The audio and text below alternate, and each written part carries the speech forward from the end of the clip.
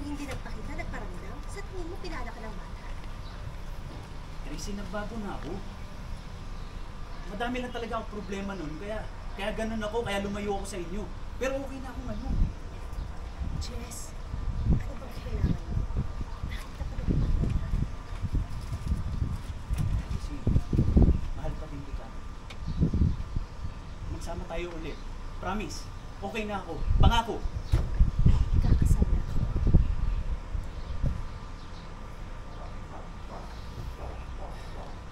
Mahal mo ba?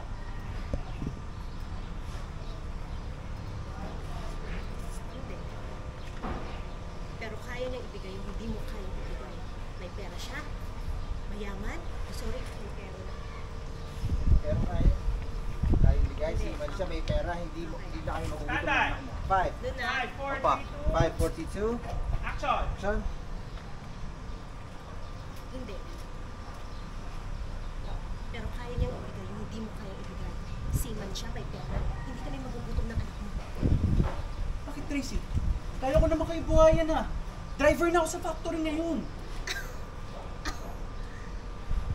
Bariya lang yan. Dolyar ang kinikita ni Andrew kada buwan. Naiintindihan mo? Pero hindi mo siya mahal. Bakit? Mapapakaib ako ng pagmamahal mo? Jess, gusto ko naman ng magandang buhay. Ayoko na maghirap. Please.